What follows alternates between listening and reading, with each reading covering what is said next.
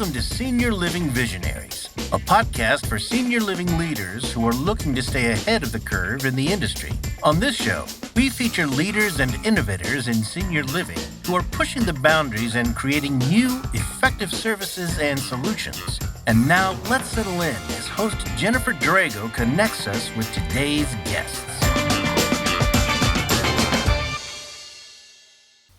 Welcome to Senior Living Visionaries, where we showcase the leaders and innovators who are shaping the future of senior living. I'm Jennifer Drago, strategy consultant and CEO of Peak to Profit Consulting. Today our guests are Mark Beggs of Edenwald Senior Living and Kent Devereaux of Goucher College, both in the Baltimore area, and we're going to be talking about university-based retirement communities. So let me talk about Mark first. Mark joined Edenwald in 2019 as their president and CEO. His career in senior living spans 38 years across a variety of settings. He has a Bachelor of Social Work degree, a Master of Business Administration, and has been a licensed nursing home administrator in Florida and Ohio. Kent Devereaux is the president of Goucher College. He also joined the organization in 2019.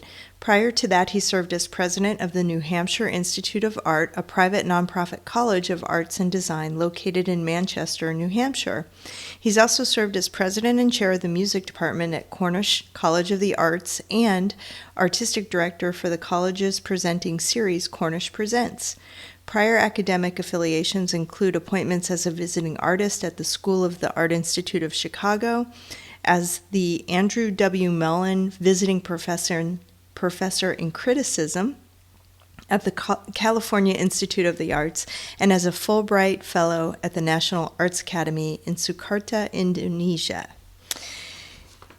Kent has a BFA, a Bachelor of Fine Arts in Music Composition from Cornish College of the Arts in Seattle. He also has a Master of Fine Arts in Art and Technology at the School of the Art Institute of Chicago, and has completed postgraduate work in computer music at Stanford University. Computer music, that's interesting. So welcome, Mark and Kent. I'm so glad that you can be here. I'm going to give you a minute just to introduce your individual organizations, if you would. Sure. Edenwald was initially founded as the General German-Aged People's Home of Baltimore in 1881. So we are 143 years old in 2024, by German immigrants for German immigrants. We've evolved over the years. This is our fourth location, becoming a life plan community when we purchased this land from Goucher College back in the 80s. Currently, as a life plan community, we are a Type A and Type C organization for our contracts. We have 267 independent living units, for 32 regular assisted living, 30 memory care assisted living, and 49 comprehensive care, which is nursing care in Maryland. Well, Goucher has a similar history to Edenwald. We're just a few years younger than Edenwald, been in business for 138 years, and we were originally founded as a women's only college back in 1885 by John Franklin Goucher, Reverend Goucher, and his wife, Mary Fisher. And we were founded because in those days, women were not admitted to enroll at Johns Hopkins University or the University of Maryland. And so we became the first women's only college in the state. And we're a women's only institution right up to 1985, which is interesting, which is that same year is when we sold 6 acres of land to Edenwald to develop their the residences right there, which is really literally adjacent to our property. So that's one of the things that kind of started our conversations. Was that we have this long history as a women's only college, then went co-ed, and probably today we're known among the top 100 or so liberal arts colleges in America as being distinctive is that we send 100% of our students overseas as part of their graduation requirement, and we make that possible for every single one of our students. So today we have about 1,000 undergraduates, about 1,000 graduate students, traditional liberal arts education, but very much focused because of our mission to access and diversity and global exploration. So those are kind of core themes to what we do as a college. Thanks so much for those introductions. Can you describe the origin and development of the partnership between Edenwald and Goucher College? You talked a little bit about that in your opening comments, but what really inspired the collaboration? I'll start in that when I took this position because of its location next to Goucher, I just could see an exciting opportunity because you don't usually have a senior living community positioned exactly where we are, which is literally several hundred yards from the center of their campus. So the location was just perfect. And as we all know, senior living communities really need to evolve to serve the next generation of people that are coming. And their interests are different than the past generation. So when I started here, one of my board members and one of my residents became very good friends with the chair of Goucher's Board of Trustees. So before Kent even started, I was having lunch with Ruth and was talking about this, and she was all about it. And what was nice is within, I don't even know if it was Kent's first day, but within his first week on the job, he and I had our first meeting to discuss this. So, and as Kent will say, he has a long affiliation with UBRCs from his own personal experience. So he saw the value right out of the gate. And we've been talking about it ever since. So, Kent? Yeah, I think there's two factors. One, the proximity, the long association. The immediacy that literally I can look out my window right here and I'm looking right at Mark's building, 200 yards away. So realizing this opportunity staring us right in the face, that we've got this opportunity through proximity and the long and association. So that's been right off the bat. You want to pick a partner that's right for you, that you trust. It's a well-run organization. We have a number of our alums who live in Edenwald. That number has only grown over time. So right off the bat, the proximity, the familiarity was a big part. But for the college, the other part was, that America is changing. America is getting older. And I think for the last 10 years, higher education has been talking about the demographic cliff, as it's called in higher education, the 2025. So 10 years ago, people started talking about the decline in the high school graduates, which we've been seeing for the last 10 years, is going to accelerate after 2025, all the way up to 2039.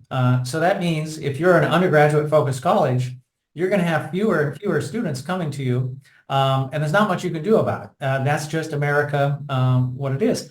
And for the two reasons for us to look at this was say, if we want to really respond to the changing times, we need to not only have undergraduate and graduate programs, but we really need to be looking at lifelong learning. How do we engage with an older population when nobody works at the same job for 35, 40 years anymore? When people go back and they have an encore career and all those things, what can we do? And so for us, the real imperative was to say, America's changing. How do we as a higher education institution need to change as well? I'm so glad you mentioned the demographic cliff that you're experiencing, because in senior living, we have much the opposite. We have this silver tsunami of 10,000 people turning 65 every day coming at us, and with a constant fear that we're not going to have enough brick and mortar or services to serve those folks in the future. So I'm glad you explained that. Can you tell us more about, did you have a lifelong learning program in place at Goucher prior to this collaboration? We had a very limited internal program and had some involvement with Edenwald. But when I came in, had the good fortune during that first year to take the time to do a strategic plan, and we identified 5 areas that we needed to diversify, and lifelong learning and a potential UBRC was one of them. And that came up right away. And as Mark said, when we first met, we hit it off immediately. And part of it was that I also had a familiarity. Both my father-in-law and mother-in-law had gone into one of the earlier UBRCs, Oak Hammock, down at University of Florida. They had they bought in before the place was built. They had a fantastic experience, and both of them ended their life at Oak Hammock. And it was a very, very positive experience for my wife, her sisters, our entire family.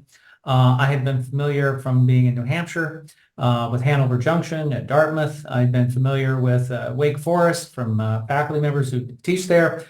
So it wasn't like and LaSalle University. So in the kind of higher education world, I kept on bumping into UBRCs or affiliated retirement communities or life plan communities with universities and colleges. So right off the bat, Mark did not need to he didn't need to explain anything. That's, oh, this is a bold new concept. Beautiful. Maybe think. I had already had kind of life experience with it. So when we came in and started to put together a strategic plan, we knew that this whole area was one of the 5 areas that we needed to branch out. We need to grow our graduate programs. We need to grow our international students. We need to, grow our events and conference services and our summer rentals. But we also knew we needed to expand lifelong learning. And so we would not be dependent strategically on just 18-year-olds, undergraduate students, because we knew over the time that that was going to be a smaller and smaller share of making sure that our institution was self-sustaining. It took a long time to negotiate our terms. I think if Kent and I were left to ourselves with no attorneys, we probably would have the building partially up by now. But with attorneys involved, we managed to take 2 years to put together our business terms. So we signed our documents to get the relationship started on October 24th of 23. We're in the middle of our due diligence period now. Hopefully by the end of July, I think it's July 23rd or 27th, one of the two of those, will be the end of our due diligence period. And that's when we'll kick off formalizing that, hey, we've all decided this is actually going to work, and start to do the sales and plan the building. Mark, are you able to share how residents of the UBRC will be integrated into the Goucher College community, and specifically what opportunities for lifelong learning and campus engagement will be available to them? And if some of it's under development, that's okay too. Just tell us what you know today. We're still working through a lot of those details. I mean, at this point, our what's done is a land lease agreement. So we are going to be leasing a little over 3.101 acres of Goucher's property that's immediately adjacent to us. It is a 99-year lease. We will be building 3 additional towers on that 3 acres, over 130 parking garage, 127 IL apartments, 25,000 square feet of a shared amenity space, adding classrooms and things that are appropriate for the UBRC. It will be attached to the existing building. And 2 days ago, we did our second kickoff on our shared services agreement. So we'll be looking at all the programmatic elements. We are going to implement that probably mid-year this year before the buildings go up. And I'll let Kent talk about that because he talks about it way better than I do. So go ahead, Kent. Yeah, what was interesting is from the college's standpoint, and I had experience doing P3 developments at my previous colleges for student housing and other kind of things. So the idea of doing land leases and these kind of real estate wasn't new. But what was new and exciting for me, and I think for our faculty and staff, was to say, okay, apart from the real estate, okay, they're going to lease 3 acres of land, they're going to build some more units. Well, they're right over there already. They purchased 6 acres from us before, and they built these units. What's different? Well, what's really different is thinking programmatically. Where could we go with this? And so at the college, we started to think through the whole process of what are we known for? We're one of only 2 colleges in America that sends 100% of its students abroad at no additional cost. It's built into the tuition. Okay. We know how to run study abroad programs for a semester, for a year, but what we also know how to do is run intensive courses abroad, study tours for 3 weeks, led by our faculty and our staff. And so you start to look at that and you go, look at the growing market for senior tours abroad, whether it's Smithsonian or National Geographic or a variety of organizations that do that, bicycling tours, you name it. But you realize that becomes a core competency of what we do. Okay, that's one thing. What do we do on a campus? We have performing arts events. We bring lectures. This next month, actually next week, we've got a wonderful Grammy Award-winning jazz singer here. Next month, we have Margaret Atwood, the novelist, Canadian author here. So we always have something happening. Well, that would be of interest to a senior living community. And then we start to kind of think, well, what do we have as assets here? We've got a community garden. that in the summertime, most of our students go away and they like to garden and then they go away, but we've got, senior living residents right next door who would love to participate in a garden that's maintained and it's a shared thing. So we really started to kind of look at this in every way, not only just, yes, you could check out books at the library. Yes, you could attend events. Yes, you could you could audit a class. You could attend an online lecture. You could a variety of things. But we've really started to kind of think about beyond that, where could this go? And quite frankly, we don't know yet. But as Mark has said, we want to use this next year while we're still working through architectural drawings and engineering studies and financing and all that stuff. And while the buildings are actually going up, there's no reason that we can't do all these other things because they're not real estate dependent. And so we really started to kind of think through how that will evolve over the next few years. And we're not sure where it's going to end up, but we kind of look at it from a beta test case. Let's try some things. If it works, great, we can continue it. If not, we'll phase it out. There's not a big capital investment in doing that kind of work. It's really much more of an educational process for both of our organizations. And I think that's what's really exciting for us. I love hearing about the opportunities for both the students and the residents. Can you tell me, have you talked about mentoring programs also? Will the students have an opportunity to be mentored by some of the senior living residents? Definitely. And I think Mark can talk about that. We have some informal mentoring happening already, just with Edenwald residents who, in a way, kind of adopted some of our students. Yeah, no, there's been a lot going on, and I think what's been great working with Goucher through even the negotiation process is the excitement that the faculty have had has been inspirational to me because we've gone to meetings and they are so engaged in this process and their vision for it. We have a resident, a faculty member, my resident Joan, and Kent's faculty member Mike. They met in the hallway here and they started a whole program together. They're actually going to be presenting to my board in March on what they did, and it was an arts program, and it was focused a lot on lost arts because I have a lot of residents here. Like people don't sew or quilt or just a whole variety of stuff. And I actually have a resident who was teaching the staff, the students in this class about 3D printing because that happens to be something that he knows a lot about. And just to have these interactions that were going on, Kent and I had no part in the planning of this. They just did it on their own. And I think there'll be a lot of organic programming that's going to occur like that. So it's all very exciting. So. Mm-hmm. I understand that your organization's conducted some research with alumni, students, senior living residents, prospective residents as part of your due diligence process. What learnings came out of this research and how did that impact the design of the partnership? So we did using Love & Company, we did a digital survey of just the general market, the Edenwald database, all of Goucher's alumni. And a surprising number, 30% of Goucher alumni who live more than 250 miles away would be interested in moving back here to be part of Goucher again, living at our campus. The studies that are done on UBRCs, it usually is around 9%. So 3 times as much interest. Which just speaks volumes. You shouldn't build something thinking that all the alumni are going to come back because that frequently is not the case. And I believe we can fill up our expansion with the local market if no alumni come, but we know they're going to come. Mm-hmm. So, I mean, Kent's out on the road all the time talking to his alumni, and there's a tremendous amount of excitement around this. So.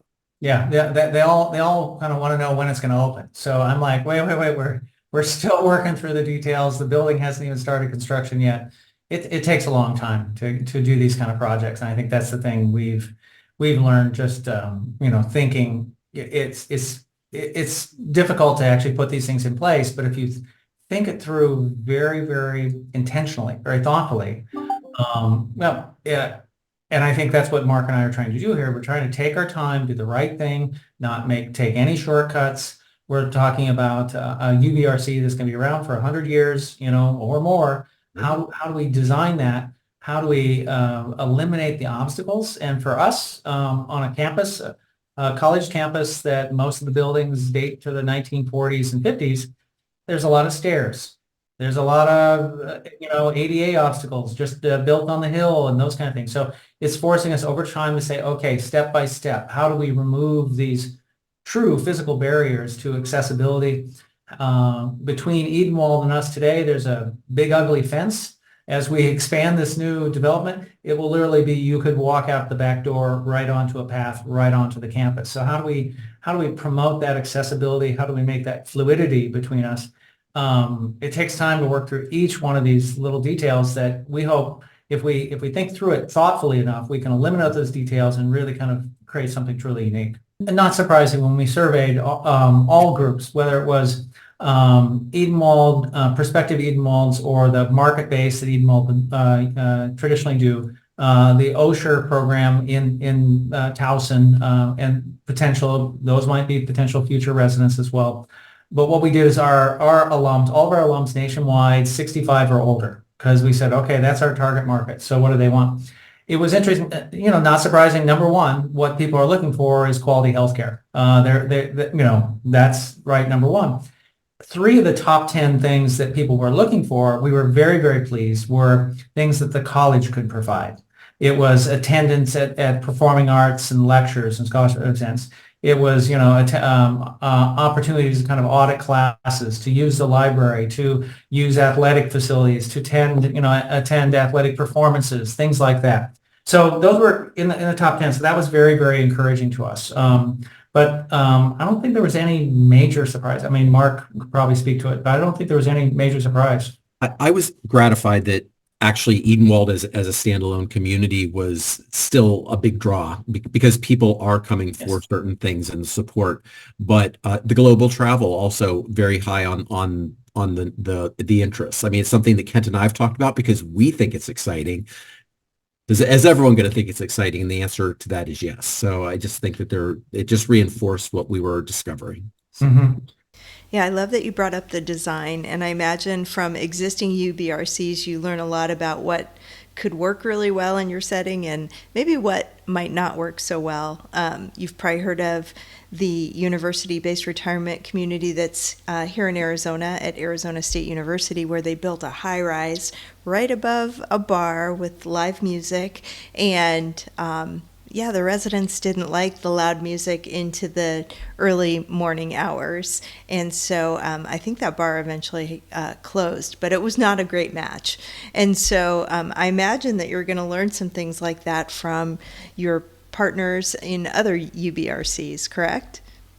I've attended it through the Leading Age National Conference, several sessions related to this, and have talked, and it was actually very gratifying at the last conference to talk to the people from Arizona State, because they are really being held up as the premier model from a programmatic standpoint. And I was happy that we've actually, without seeing what they were doing, have gone, everything that they are doing, we were already planning and then some. So we feel very good about that.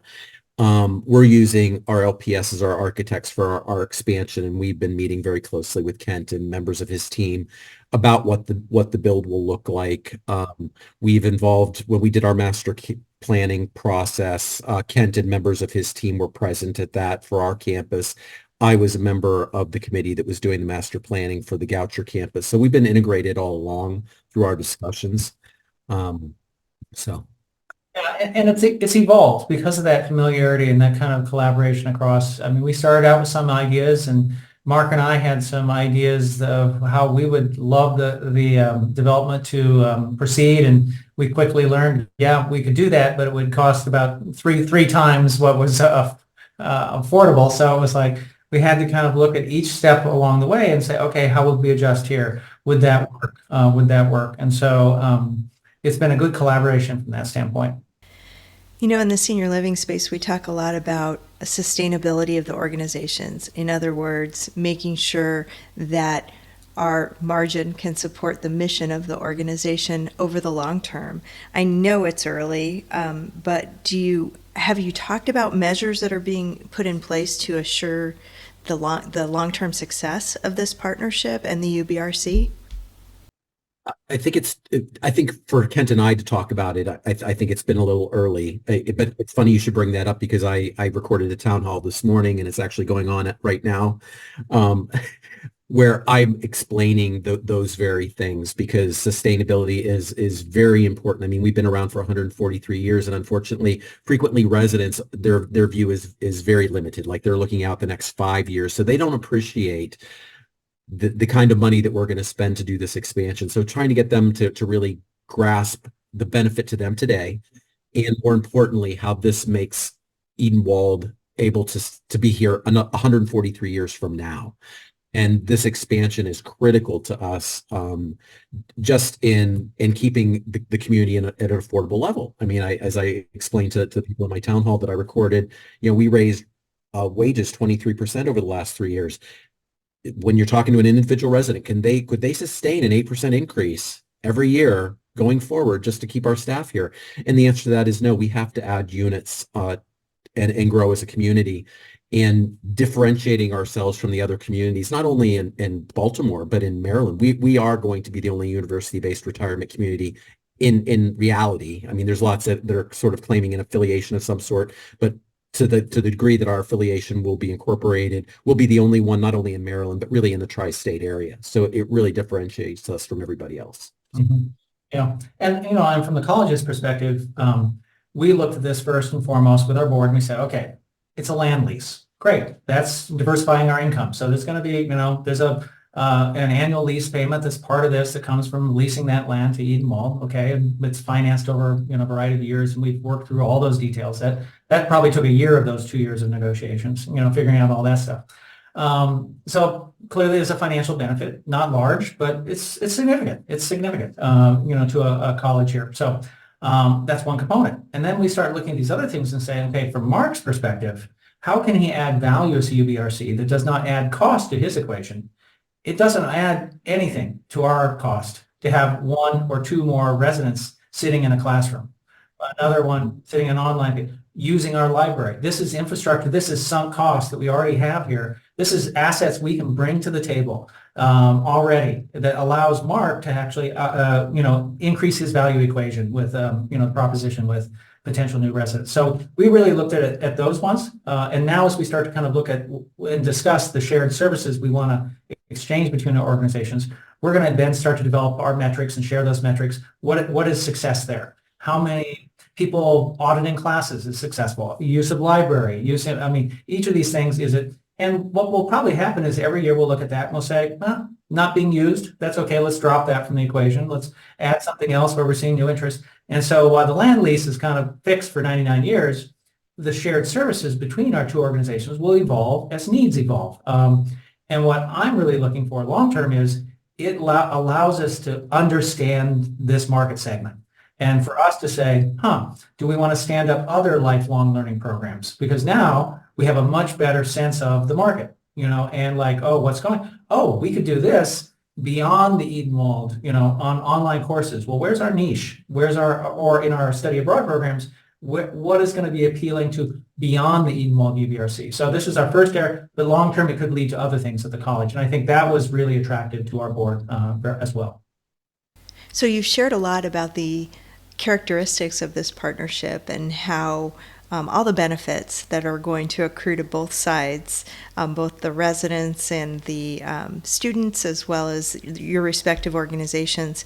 How do you think the Edenwald and Goucher partnership is going to be innovative in the UBRC space? Do you have things planned that are different than what you might see with other UBRCs?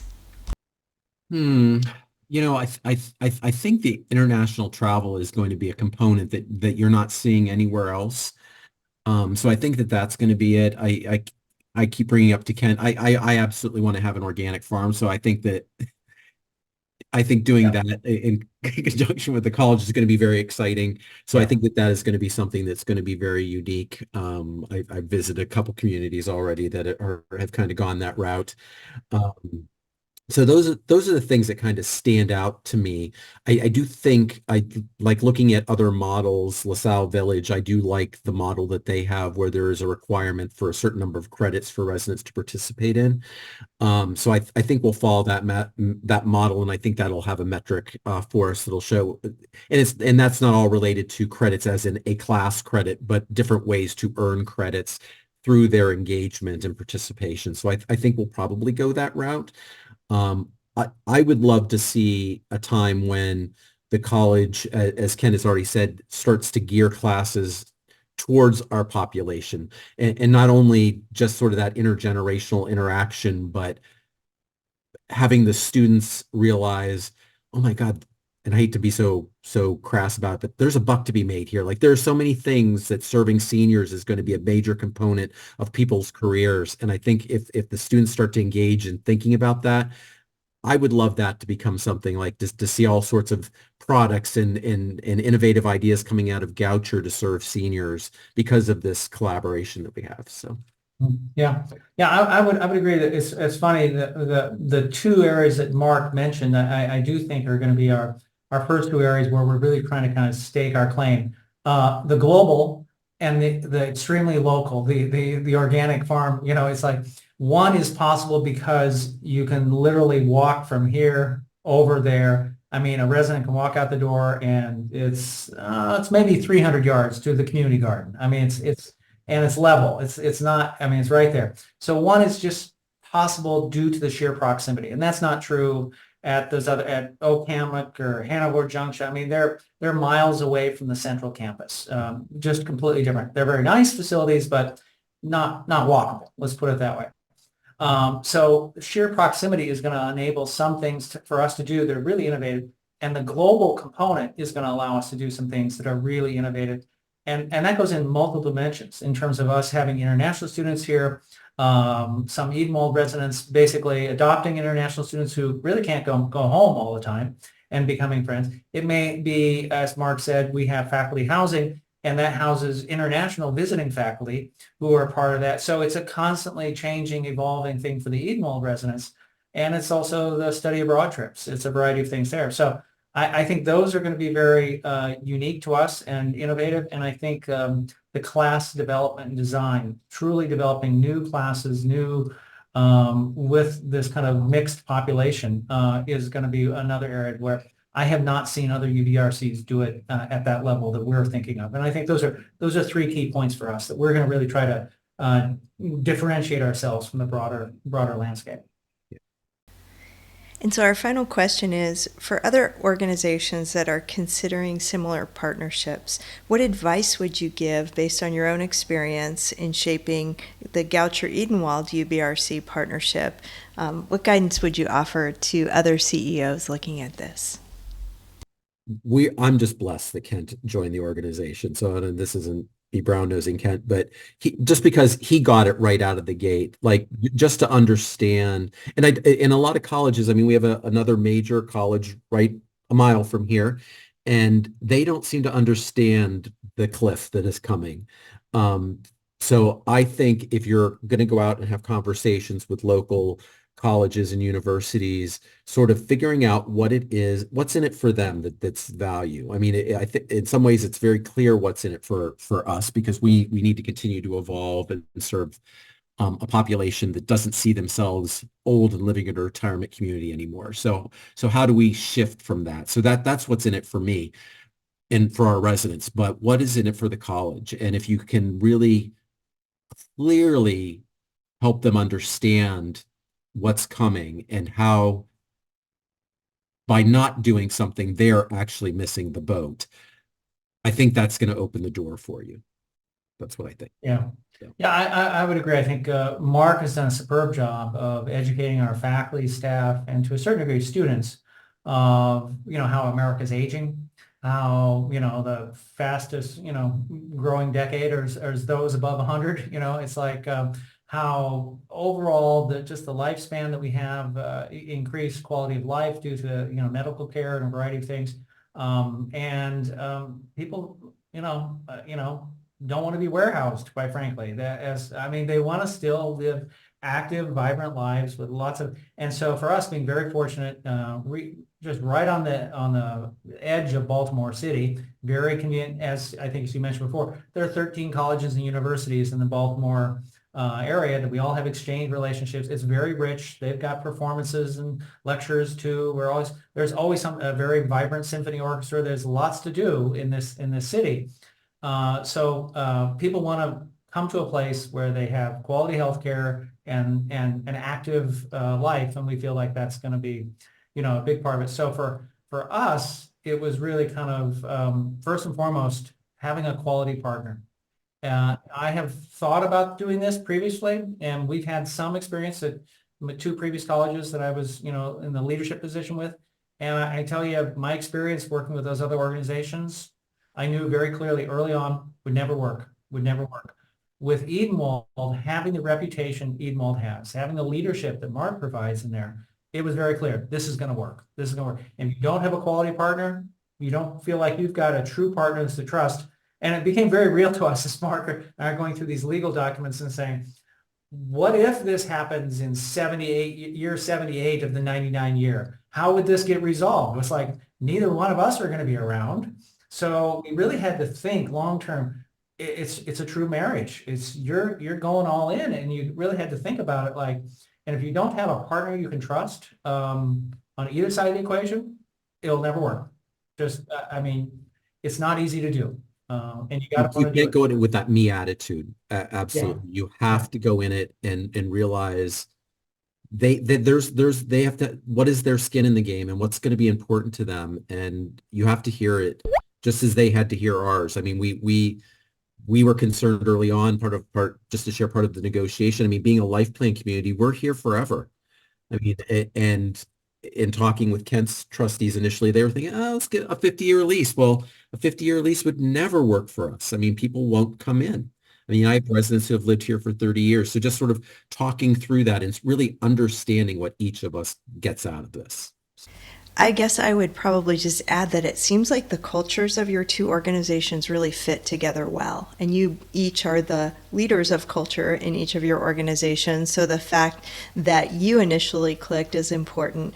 But it sounds like the values that each organization held going into the conversations was really important for a cultural fit as well. Well, and thank you for mentioning it, because that's actually what the comment I was going to lead with when I chimed back in, and then because it's been just very natural here. I mean, because of just our proximity and the relationship that we've had and the number of Goucher alumni that come, there is not a disconnect when it comes to that. I mean, but I'll say one of the things that we have both talked about, we need to make sure that my students, my residents who haven't been to college in 50 years understand, like, college 101. Like, what is protocol? We don't call them freshmen anymore, and just all sorts of things. And like, how does the faculty address, a 90-year-old who says something wildly inappropriate, potentially in a classroom, just because that's the way we've always talked, and that but in understanding that. So those culturally, that is something we are going to have to address as we move forward. So. Yeah. And I think those are some of the things that Mark and I've chuckled about already, just with some of our students, and they, introducing themselves and saying, I use she, them pronouns, and older residents going, what is all this talk about pronouns? And yeah, it's different. So getting everybody to understand, like, oh, okay, all right. I think they've gotten past all the tattoos and that kind of stuff. We're okay on that one. But, each generation has its own things we're bringing to the table, and we're helping to educate each other. So that's great. And as we wrap up our conversation today, would each of you share how best to get a hold of you so that anybody who might want to learn more about UBRC or either one of your organizations might be able to contact you? Yeah, I mean, you can go onto the Edenwald website. I am on LinkedIn. We just upgraded our system. You have to hear about this, but I couldn't get into my own LinkedIn account, so I couldn't share my link on the information here. But I can be emailed at mbeggs@edenwald.org, and I respond to everything that comes to me. So. Yeah, if anybody's interested in just contacting us, you can just contact my office directly, just at president@goucher.edu. and we'll get it to the right person here at the college and to get an answer. As we close today, I just want to say thank you to both of you for sharing all of the information that you did about your process and all the wonderful things that you're planning. I think our listeners are really going to enjoy learning about your partnership and seeing it come to fruition. I'm Jennifer Drago. You've been listening to Senior Living Visionaries podcast, where we explore cutting-edge ideas and breakthroughs that are shaping the future of the senior living industry. Please subscribe to be notified each time a new episode drops at seniorlivingvisionaries.com. Thanks so much for listening. We'll see you next time. You've been listening to the Senior Living Visionaries podcast and radio show, where we showcase the leaders and innovators in the industry who are pushing the boundaries and setting the stage for the future in senior living and services. Join us next time as we share the bold ideas and breakthroughs of the industry's most forward-thinking leaders here on Senior Living Visionaries.